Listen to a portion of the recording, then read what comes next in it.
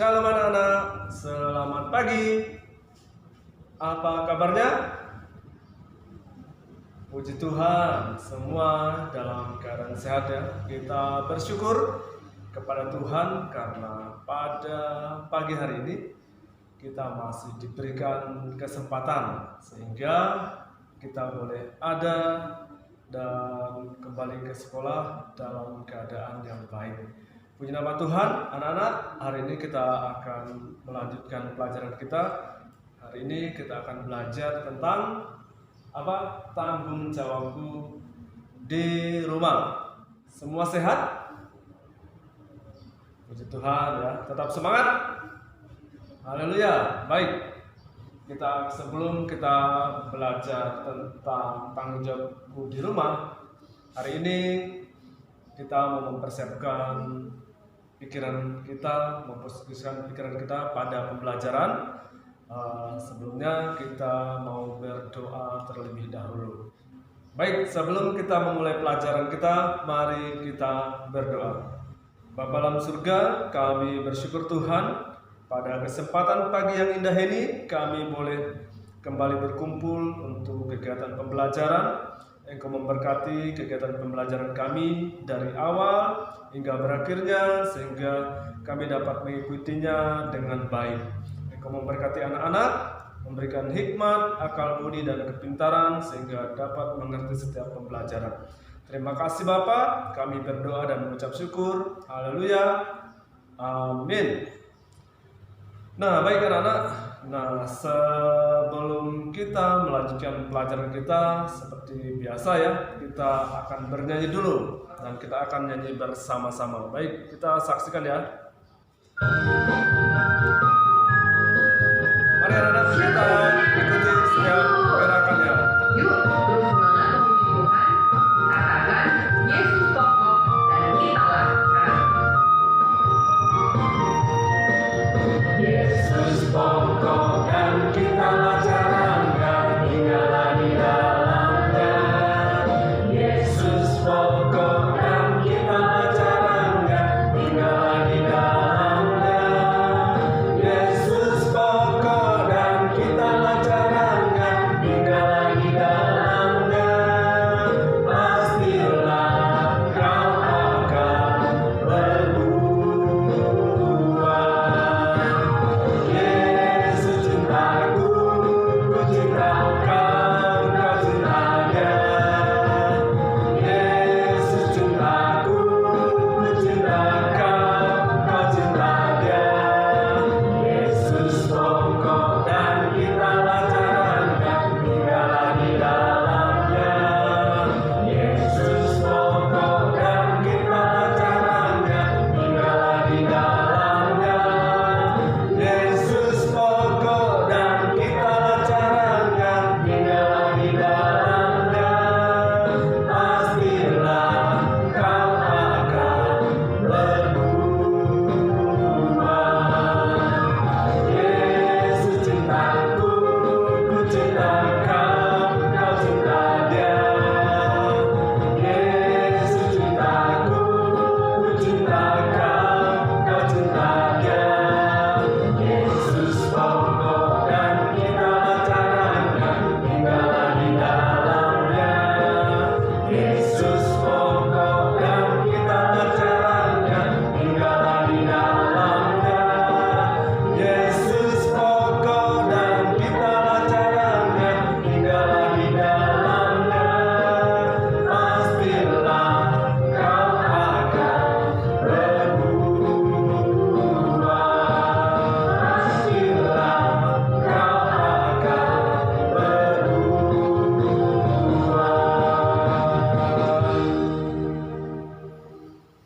Nah, baik anak-anak, tadi kita sudah menyanyikan lagu tentang Yesus pokok dan kitalah caranya. Nah, baik, kita akan mengetahui apa kira-kira ya makna dari lagu Yesus pokok dan kitalah caranya. Ada yang tahu? Nah, Yesus mengumpamakan dirinya sebagai pohon dan kita adalah cara atau ranting atau dahan ya. Nah, jadi anak-anak ranting tidak akan bisa bertambah besar atau berbuah kalau tidak apa anak-anak? Ya, tidak menempel pada pohon. Nah, jadi demikian juga dengan manusia ya. Manusia juga tidak akan bisa bertumbuh, tidak akan bertumbuh kehidupan rohaninya kalau tidak hidup dekat dengan siapa? Dengan Tuhan atau jadi anak-anak, manusia itu tidak akan bisa tumbuh rohaninya kalau dia lepas atau jauh daripada Tuhan. Nah, anak-anak, demikian juga ya dalam kehidupan manusia, karena kita ini tanpa daripada Tuhan, kita ini tidak dapat berbuat apa-apa. Dalam arti seperti ini, manusia harus bertanggung jawab kepada Tuhan. Jadi hidup yang kita jalani hari-hari ini harus kita pertanggungjawabkan kepada Tuhan. Kira-kira di rumah anak-anak apakah sudah diberikan tanggung jawab oleh orang tua? Ya, baik, Joshua, apa tanggung jawab yang diberikan kamu di rumah? Iya, kamu diberikan tanggung jawab untuk merapikan tempat tidur. Jadi yang harus kamu lakukan adalah kalau bangun tidur apa? Langsung merapikan tempat tidurnya. Jangan habis bangun tidur langsung kabur. Tempat tidurnya dibiarkan berantakan. Nah, setelah Joshua ya, ada yang lain kira-kira? Iya, anak Kristi. Apa tanggung jawabmu, anak Kristi? Ya, bagus. Nah, kamu harus melakukan tanggung jawabmu, yaitu menjaga adikmu dengan penuh tanggung jawab. Jangan bangun pagi-pagi kamu nonton TV, lalu adiknya dibiarkan main sendiri. Akhirnya kalau adiknya jatuh, apa yang terjadi? Kamu bisa dimarahi mamanya karena tidak menjaga adiknya. Hari ini kita akan melakukan tugas dan tanggung jawab kita di rumah. Nah, kira-kira apakah kamu sudah melakukan tugasmu dengan baik ya? Joshua? Kadang-kadang ya, baik, tidak apa-apa, tapi kamu sudah berusaha melakukan yang terbaik ya. Tapi kamu harus terus melakukan tanggung jawabnya dengan baik ya. Kristi, kadang-kadang membiarkan adiknya sendirian. Apa yang terjadi? Ya, adiknya bisa jatuh karena tidak dijaga. Nah, baik anak-anak, dari pelajaran tanggung jawab hari ini kita akan belajar ada beberapa manfaat. Yang pertama, nah, jadi kalau kita melakukan sesuatu dengan penuh tanggung jawab, kita dapat dipercaya ya, kita dapat dipercaya, kita juga dapat dihormati, lalu kita juga bisa disenangi orang lain. Nah, jadi kalau kamu melakukan tanggung jawabmu dengan baik, maka kamu bisa dipercaya orang, kamu bisa dihormati, dihargai, juga disenangi banyak orang. Dan yang selanjutnya dari pelajaran hari ini diharapkan ya anak-anak memiliki sikap yang berani mengakui kesalahannya dan mau berubah dari tindakan yang lebih baik.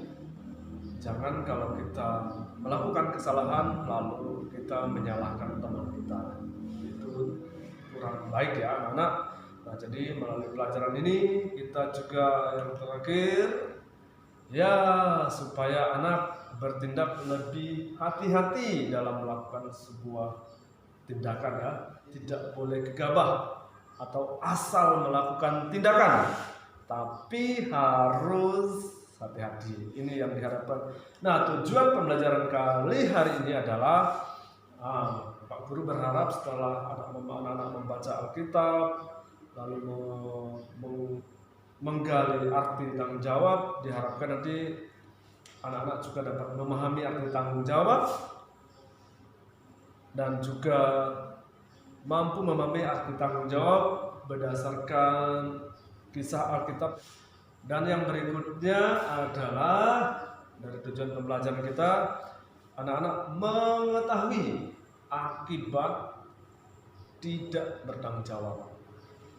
Lalu yang berikutnya adalah juga mengetahui contoh-contoh perbuatan bertanggung jawab. Dan yang berikutnya adalah diharapkan nanti anak-anak mengetahui alasan bertanggung jawab. Nah, baik, kompetensi dasar kita hari ini menerima dan mensyukuri keberadaan keluarga sebagai pemberian Allah. Lalu 3.2 menyebutkan contoh tanggung jawab dalam keluarga, dan yang 4.2 mempraktikkan tanggung jawab dalam keluarga melalui tindakan sederhana sesuai dengan usia dan kemampuan. Nah, mekanisme pembelajaran kita hari ini, yang pertama kita akan menggali arti tanggung jawab, dan yang kedua kita juga akan menggali arti tanggung jawab menurut kisah Alkitab, dan yang berikutnya anak-anak nanti setelah memahami dan menggali arti, lalu anak-anak menceritakan pengalaman dan tanggung jawab yang sudah anak-anak lakukan di rumah. Dan setelah itu anak-anak nanti diberikan tugas untuk mewarnai, lalu menulis perbuatan tanggung jawab di rumah, dan juga menceritakannya kembali di depan kelas. Lalu yang terakhir ada menjawab pertanyaan singkat. Nanti Pak Guru akan membagikan lembar kerja siswa. Jadi diharapkan nanti anak-anak dapat menjawab pertanyaannya dengan baik. Nah, baik anak-anak, sekarang kita akan memahami tentang arti tanggung jawab. Apa itu tanggung jawab? Nah, baik. Nah, tanggung jawab adalah segala sesuatu yang wajib kita lakukan terhadap apa yang seharusnya kita kerjakan. Artinya dari tanggung jawab ini adalah salah satu contoh. Kamu adalah seorang pelajar. Tanggung jawab kamu apa? Belajar. Ya, kamu harus belajar. Jadi tanggung jawab itu yang harus kamu kerjakan sebagai pelajar. Dan berikutnya juga kita akan melihat apa yang dimaksud tanggung jawab. Kesadaran manusia akan tingkah laku atau perbuatan baik yang disengaja maupun yang tidak disengaja. Nah, jadi tanggung jawab di sini adalah kesadaran manusia akan tingkah laku atau perbuatan baik yang disengaja maupun yang tidak disengaja. Jadi di sini adalah salah satu contoh ya. Tadi sebagai pelajar kamu di sekolah, tentu kamu memiliki tanggung jawab untuk selain hanya belajar, kamu juga memiliki tanggung jawab untuk merawat lingkungan sekolah. Nah, tanggung jawab yang harus kamu lakukan salah satunya adalah tidak membuang sampah sembarangan. Nah, itu adalah tanggung jawab kamu. Jadi itu baik tidak disengaja ataupun disengaja. Nah, jika kamu ada melihat teman membuang sampah dengan sembarangan, maka kamu memiliki kewajiban untuk menegur. Misalnya, contoh, hey Joshua, kenapa kamu buang sampah sembarangan? Nah, misalnya salah satunya contohnya seperti itu, kamu menegur karena membuang sampah sembarangan adalah tidak baik dan perbuatan yang tidak bertanggung jawab. Nah, jadi itu. Jadi salah satu tanggung jawab. Yang berikutnya juga kita akan melihat tanggung jawab juga perbuatan sebagai perwujudan kesadaran akan kewajiban. Nah, jadi tanggung jawab itu sebuah perbuatan sebentuk kesadaran yang akan kita lakukan. Nah, maksudnya adalah sebagai contoh lagi, Pak Guru katakan, kita di sekolah sebagai warga sekolah tentu kamu mempunyai kewajiban. Kewajiban kamu salah satu misalnya ya, kalau ada sampah berserakan, apakah itu dibiarkan begitu saja? Nah, tentu tidak. Jadi anak-anak, kamu harus membuang sampah. Jadi kamu lakukan itu dengan kesadaranmu sendiri. Karena kamu merasa ada kewajiban untuk merawat dan memelihara lingkungan sekolah. Itu adalah tanggung jawab dan akan kewajiban yang kamu lakukan melalui kesadaran ya. Ini adalah wajib kita lakukan ya, baik secara sadar atau sengaja ataupun tidak sengaja. Nah, kira-kira sampai di sini dapat dipahami ya anak-anak untuk arti tanggung jawab. Nah, baik anak-anak, jika semua sudah paham, nah kita akan memahami arti tanggung jawab berdasarkan Alkitab. Nah, kita akan memahami arti tanggung jawab berdasarkan Alkitab. Nah, baik, kita akan membuka Alkitab kita yang terdapat di dalam Matius pasal 21. Matius pasal 21 ayat 28 sampai yang ke-32. Baik, anak-anak, Pak Guru akan membacakannya buat kita dan anak-anak boleh melihat di layar ya. Kita akan buka Matius pasal 21 ayat 28 sampai yang ke-32. Pak Guru akan membacakannya buat kita. Tetapi apakah pendapatmu tentang ini? Seorang mempunyai 2 orang anak laki-laki. Ia pergi kepada anak yang sulung dan berkata kepadanya, "Anakku, pergilah dan bekerjalah hari ini dalam kebun anggur." Jawab anak itu, "Baik, Bapa," tetapi ia tidak pergi juga. Lalu orang itu pergi kepada anak yang kedua dan berkata demikian juga.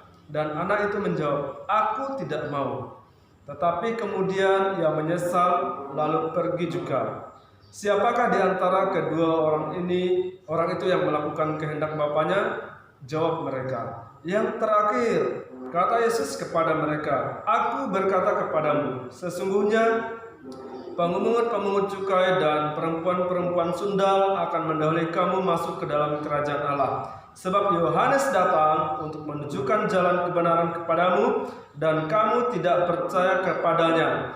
Tetapi pemungut cukai dan perempuan-perempuan sundal percaya kepadanya. Dan meskipun kamu melihatnya, tetapi kemudian kamu tidak menyesal dan kamu juga tidak percaya kepadanya." Demikian pembacaan Alkitab kita. Bagaimana menurut pendapat anak-anak dari Alkitab yang sudah Pak Guru bacakan tadi? Coba silakan kemukakan pendapatnya. Ya, jadi di sini diceritakan tentang cerita 2 anak sulung dan yang bungsu. Bagaimana ceritanya? Nah, ini kita lihat anak yang sulung ketika disuruh ayahnya pergi ke kebun, dia tidak berkata iya, tetapi apa yang dilakukan? Dia tidak pergi ke kebun, dia malah pergi ke tempat yang lain. Nah, coba kita lihat anak yang kedua, apa yang dilakukan? Anak yang kedua berkata tidak, tetapi apa yang dilakukan? Dia menyadari dan menyesali, kemudian dia berangkat ke kebun anggur. Nah, anak-anak, dari kisah perumpamaan yang Yesus berbicara ya kepada orang banyak, ini perumpamaan. Yesus menceritakan perumpamaan ini kepada orang banyak, bahwa ada seorang ayah mempunyai 2 orang anak. Lalu dia menyuruh anak yang sulung dan memberikan tugas kepadanya untuk pergi ke kebun anggur. Kemudian anak itu tidak pergi, dan si ayah itu juga pergi kepada anaknya yang kedua, yang bungsu. Kemudian dia juga berkata kepadanya hal yang sama. Anak itu berkata tidak, tetapi dia malah pergi ke kebun anggur. Nah, anak-anak, kita lihat ya, dari kedua anak ini, kira-kira siapa yang bertanggung jawab terhadap tugas yang dipercayakan kepadanya? Anak yang bungsu, ya. Kenapa? Nah, tadi berdasarkan pengertian yang sudah kita dengarkan tadi ya, bahwa anak yang kecil atau anak yang bungsu, dia menyadari, dia ketika mengatakan tidak menyesal, dia tahu itu adalah tugas, dia tahu itu adalah tanggung jawab yang dipercayakan kepadanya, sehingga dia menyesal dan menyadari, sehingga dia berangkat ke kebun anggur. Berbeda dengan sang kakak, dia lari dari tanggung jawab. Nah, ketika ayahnya menyuruh dia malah tidak melakukan apa yang ditugaskan ayahnya kepadanya.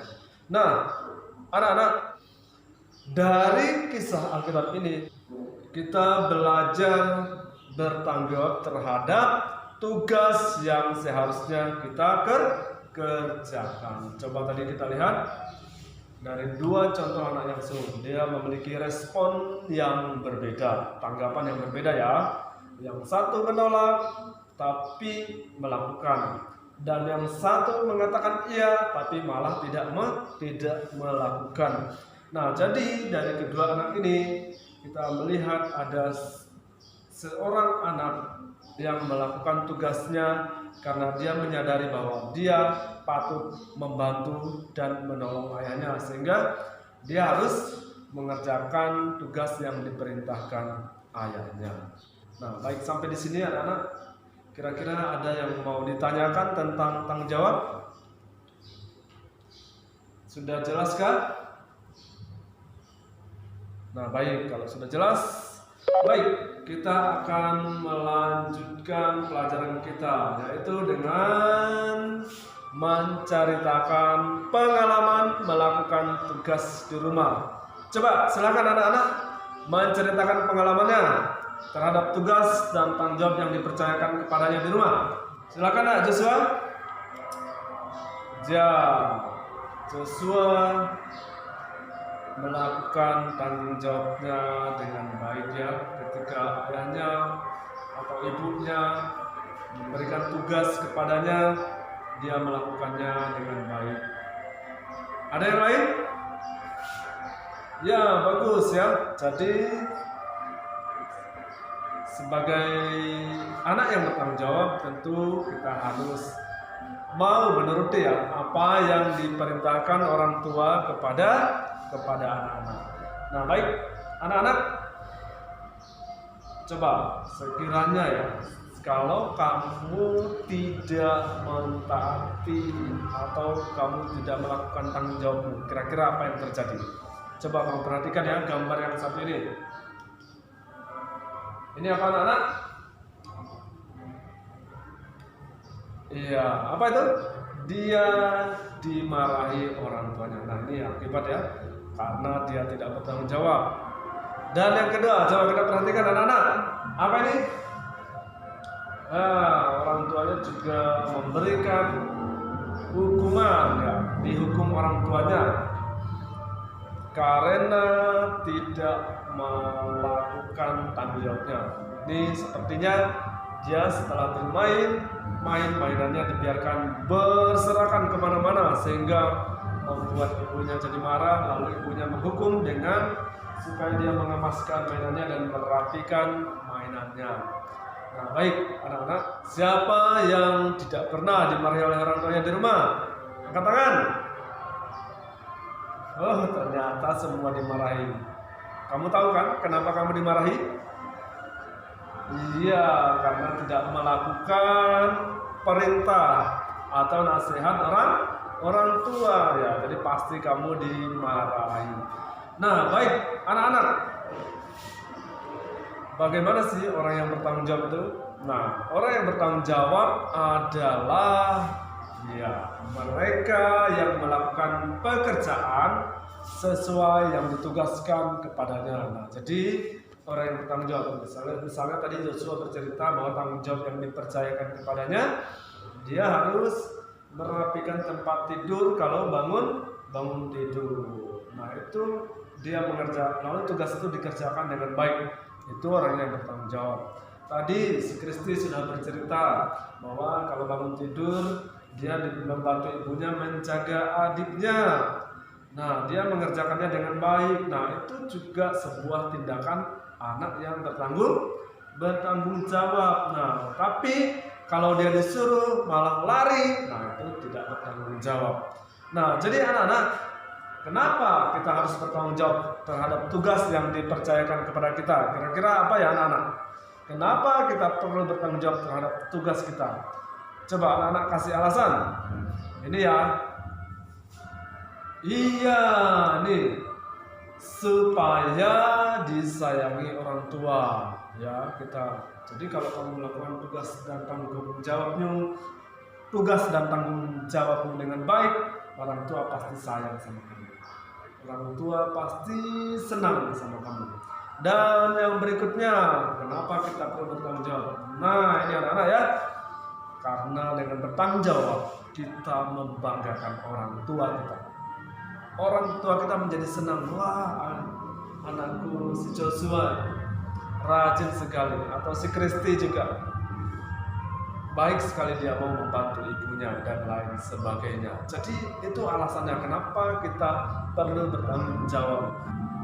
Tentu banyak lagi ya alasan kenapa kita perlu bertanggung jawab. Nah, Pak Guru hanya memberi 2 alasan. Dan sampai di sini kira-kira ada hal-hal yang ingin ditanyakan anak-anak tentang tanggung jawab. Baik, kalau tidak ada lagi pertanyaan, kita akan melanjutkan pelajaran kita, yaitu dengan mengerjakan tugas. Nah, kita akan mengerjakan tugas ya anak-anak. Tugas yang pertama diharapkan anak-anak dapat mewarnai ya. Hari ini tugasnya mewarnai. Lalu yang kedua, anak-anak menuliskan ya pengalamannya dalam melakukan tanggung jawabnya di rumah. Lalu dalam buah apel dari Pak Guru sudah siapkan yang LKPD-nya, nanti anak-anak bisa menjawabnya ya. Ya, Pak Guru sudah menyiapkan LKPD-nya, nanti anak-anak tinggal menulis perbuatan-perbuatan apa yang anak-anak sudah lakukan. Juga tadi Pak Guru sudah bilang mewarnai ya, nanti juga anak-anak bisa mewarnai dengan baik. Dan berikutnya tadi Pak Guru juga suruh menjawab pertanyaan. Nanti Pak Guru akan membagikannya buat anak-anak. Diharapkan ya anak-anak dapat mengerjakan setiap tugasnya dengan baik. Nah, baik, anak-anak kalau sudah paham dengan tugasnya, baik, silahkan mengambil tugasnya. Oke, baik. Baik anak-anak, apakah tugasnya sudah diselesaikan? Oke, baik. Puji nama Tuhan ya, semua dapat menyelesaikannya dengan baik ya. Silakan anak-anak, kalau sudah, silakan anak-anak menceritakan pengalamannya berdasarkan yang sudah ditulis oleh anak-anak ya. Jadi anak-anak menceritakan kembali pengalaman bertanggung jawab di rumah sesuai dengan tulisan yang sudah ditulis. Baik, silakan. Anak siapa yang akan maju duluan? Ya, silakan. Anak Joshua, silakan maju duluan. Kamu menceritakan pengalaman bagaimana perbuatan-perbuatan tanggung jawab yang sudah kamu lakukan. Silakan anak Joshua.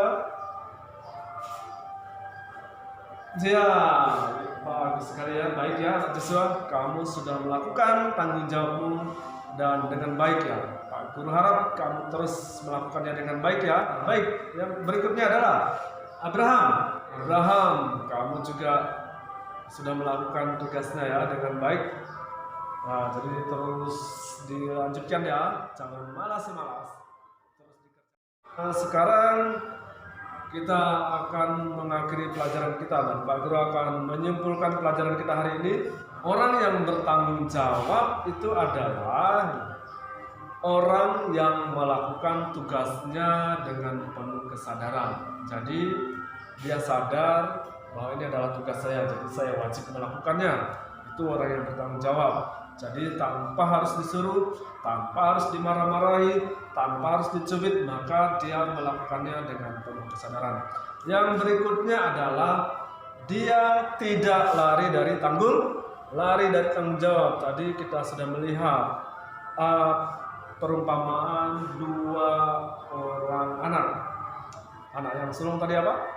Dia lari ketika disuruh, ya, tapi dia tidak melakukannya. Nah, itu adalah salah satu perbuatan yang lari dari tanggung jawab. Nah, itu tidak boleh ya anak. Itu perbuatan yang tidak perlu ditiru dan kurang baik. Dan yang berikutnya adalah kita mentaati perintah atau nasihat orang tua. Nah, ini adalah orang yang bertanggung jawab adalah orang yang menaati perintah atau nasihat orang tua. Nah, sebagai anak Tuhan tentu kita harus melakukan ya tugas kita dengan baik, bukan karena disuruh, juga bukan karena takut pada orang tua, tetapi kita melakukan tugas dan tanggung jawab yang diberikan kepada kita itu dengan kesadaran diri kita sendiri. Jadi bukan karena ada paksaan atau ada dorongan, tetapi ada rasa kesadaran diri sendiri dan rasa takut akan Tuhan. Jadi itu bukan karena terpaksa. Guru kira pelajaran kita sampai di sini. Jadi kita akan mengakhiri pembelajaran kita hari ini dan kita akan kembali berjumpa minggu depan pada pelajaran yang sama ya, masih pada pelajaran yang sama tentang tanggung jawab. Diharapkan anak-anak tetap jaga kesehatannya ya, jangan lupa juga ya bertanggung jawab terhadap tugas-tugas yang dipercayakan terhadap kamu ya. Nah, baik anak-anak, kita akan akhiri pelajaran kita hari ini dan kita akan berdoa. Mari kita berdoa. Terima kasih Bapa, kami bersyukur hari ini kami sudah belajar tentang cara bertanggung jawab. Mari Tuhan, Engkau mengajari kami menjadi anak-anak yang bertanggung jawab dan melakukan tugas kami dengan penuh kesadaran dan rasa takut akan Engkau. Kami akan kembali ke rumah masing-masing. Engkau memberkati kami hanya di dalam nama Tuhan Yesus Kristus. Haleluya. Amin.